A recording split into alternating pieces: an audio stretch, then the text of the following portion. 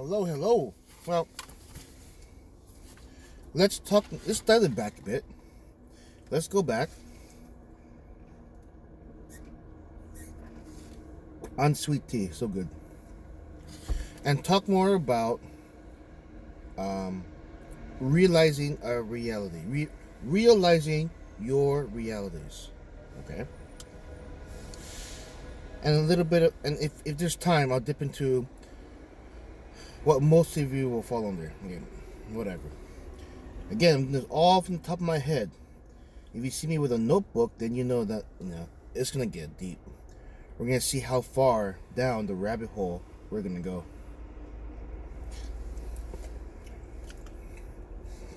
So we're talking about you want to be the sex-worthy guy. Let's face it, gentlemen. That's what you want to do. And you know what? It's completely human to want that. It's completely, because you have to recognize your own desires. Personify your desires. Turn your desires into a person or into people, right? What happens if people are ignored? What happens worse if people are repressed, oppressed? Okay? They're just kept to the side. What will those people eventually do when they're tired of being treated that way? They will revolt. And when it comes to your own emotions, that revolt comes from within. And that is one hell of a revolt. That is a revolt you do not want to have happen to you. It messes you up completely. Completely messes you up. Because you don't have practice in, I don't want to use the word dealing, but you don't have practice in dealing with these emotions. You don't have practice. So when they come out of left hand, when they come out of left field and they make themselves known, you don't know what to do. You absolutely don't. Okay? I know with the current pandemic situation, this may be insensitive to say, but you've got to treat your own emotions have to become your vaccines.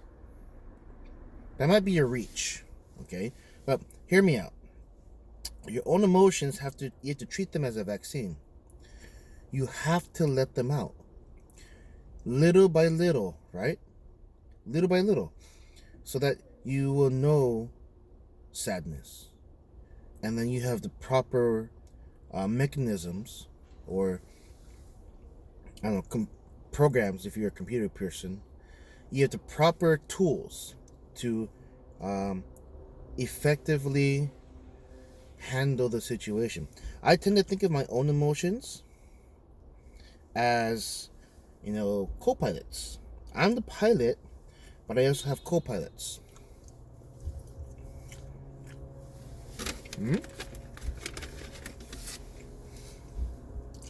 And they all get a say.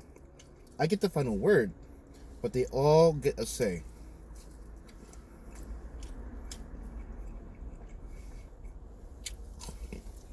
They all get to say their piece in this vehicle that we all are inside of.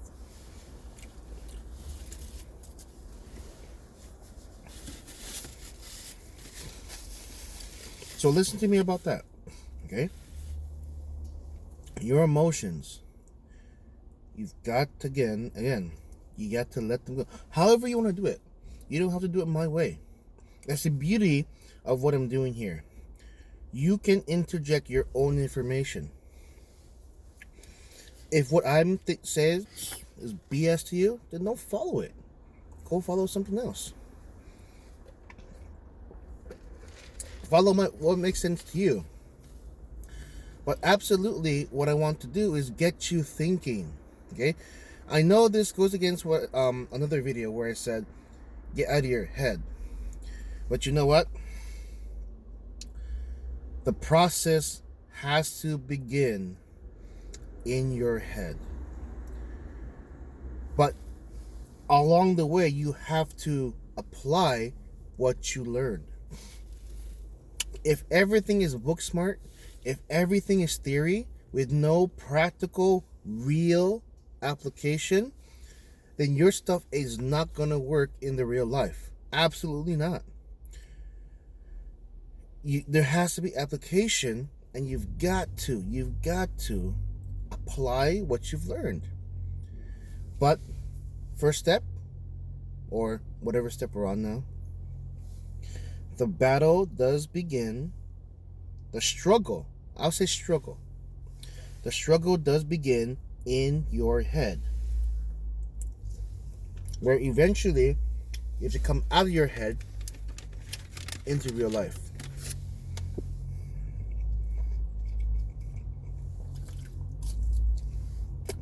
Now, a good thing to remember for all of this is a very simple phrase. I want you to remember it with me. I even want you to say it after I say it, and I'm going to say it 3 times. And get loud. Being, not doing. There's 1. Being, not doing. There's 2. Remember this. Being, not doing. That's 3. So what does that mean? You don't want to be. I don't want you to take the actions of a sex-worthy guy. But I want you to be a sex-worthy guy. If you don't see the separation yet, I'll keep going. Okay? Those are 2 separate things.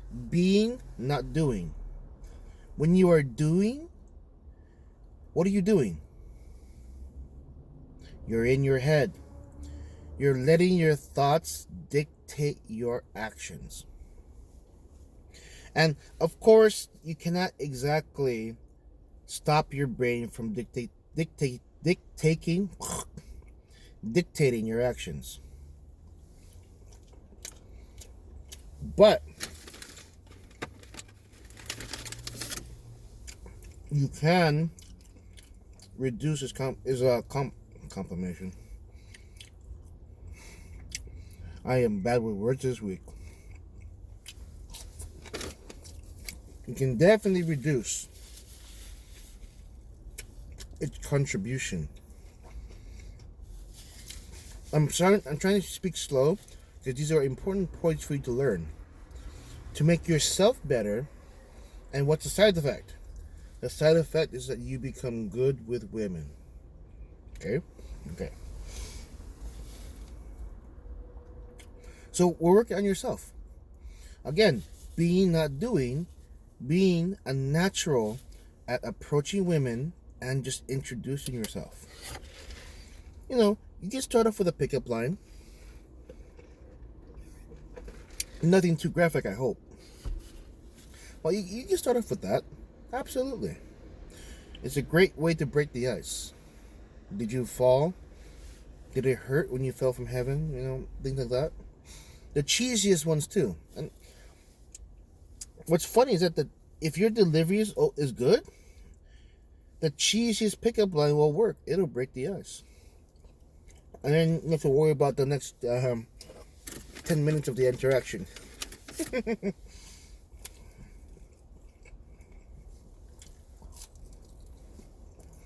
Being, not doing. I want you to remember that. Okay, so more about reality, right?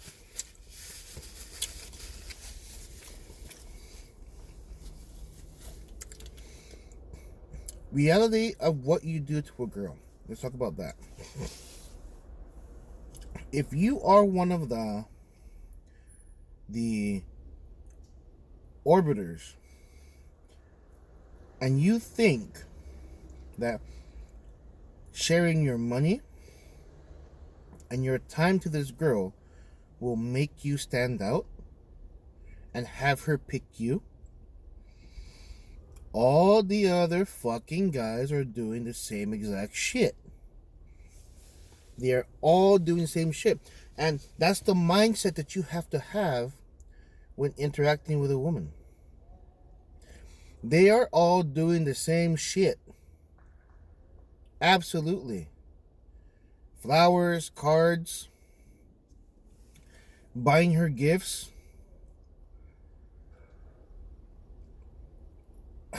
They're all doing the same shit. They're all okay. I can't even explain how much this concept has hurt me, because I did all that stuff too. Shower her with gifts, smother her with gifts. I couldn't be an asshole because it's not in my nature. But all the other guys are doing the same thing. I bring that up because if you're still doing more things like giving her rides to wherever you guys go,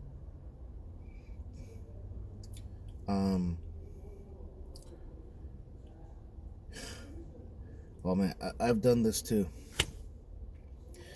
Cancel your own thing to go do her thing. So many. There was a handful of conventions. There was a handful of things I never wanted to do, but I did them, or things I canceled. I canceled myself to be with that girl. And you know what? What did I turn myself into?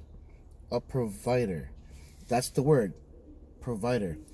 You're trying to take on a providing role when you don't even have this girl yet as a girlfriend.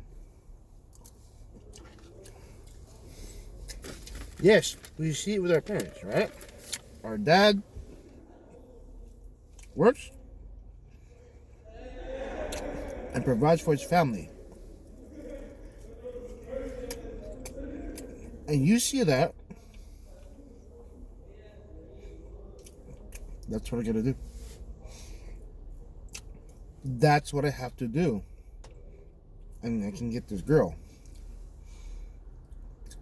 Your dad is expected to be the provider because he married his girlfriend. He married his fiance. He married your mom. That's when a provider is needed, but not when you're trying to woo her. If you never heard that term before, not when you're trying to get in her pants, okay? I'll be even blunt with you too. Because you want to get her in the bed. You want to be the sex-worthy guy. And you want to be a sex-worthy guy, not doing the things a sex-worthy guy does. Because by doing things, what are you doing? You're in your head, and you're thinking. Have I confused you yet? I'll keep going. I got 6 more minutes. So, being, not doing. If you are being a provider, then bravo, you're doing that well. Buying her food, buy her gifts, buy her car insurance, paying her rent. What a wonderful provider you are. If that's what you want to be, then you don't have to watch any more videos. You're doing it. You got what you wanted. But then, behind your back, or even not behind your back, this chick will go out with other guys. And here comes the classic image of you at home, jacking off, twiddling your thumbs, playing video games, while she's out boning these other guys. When that's what you want to do.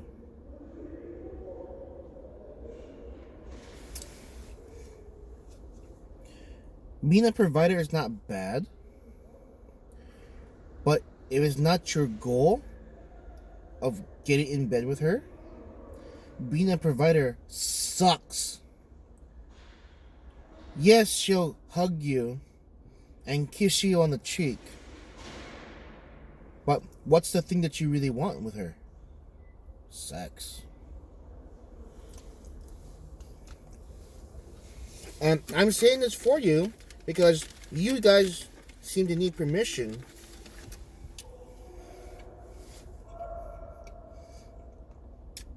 You don't need a love guru. You don't need a coach to tell you what to do. You need permission. You need permission because you guys are young. Mom and dad, they still tell you what to do. And you know what? You're always seeking their permission. You're over 18 now. Forget it. You don't need their permission anymore. Especially when it comes to your love life. You have all the permission you want. Let me brainwash you. You have all the permission you want. You can do this. Absolutely, you can do this. You don't need my permission, your mom's permission, your dad's permission. You don't need any of our permissions at all. If you need my permission, I give it to you. I'm giving you permission to go and ask that girl out. To go and approach that woman. And that I hope that helps you. Now, if you're still bent on trying to get permission from a girl, I know guys who ask permission to hug them. You shouldn't need permission to hug a girl. That just creates so much awkwardness. I was at a tournament one day, right? You know, and there's this girl. Her name is Jeanette, and I wasn't even thinking. I just wanted to say goodbye. So what I did, I put my arms around her, and she put her arms around me, and that's it. It wasn't until I got home that night that I realized what I did. Why? It's kind of a weak example, but I was not doing. I was being friendly. I wasn't thinking how to be friendly to this girl. Oh, I need to find out if it's okay to hug her.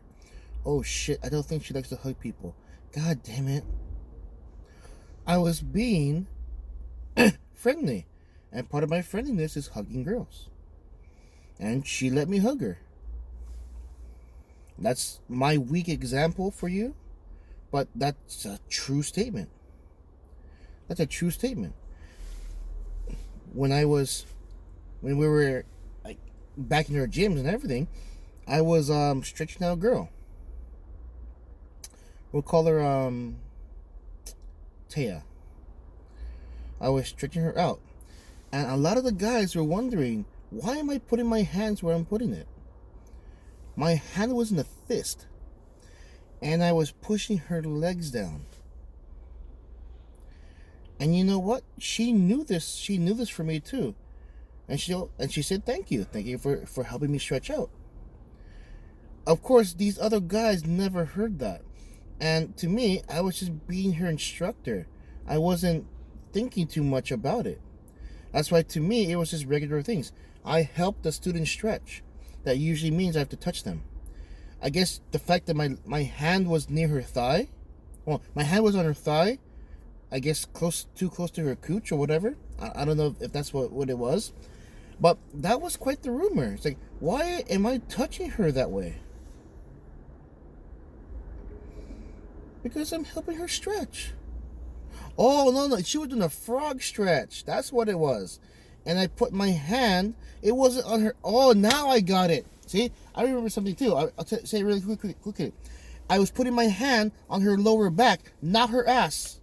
It was not her ass. I remember it now. Frog stretch, my fist was on the lower back, not her ass. Okay, anyway, so There's your example. Thank you for watching, and I hope something comes out of it.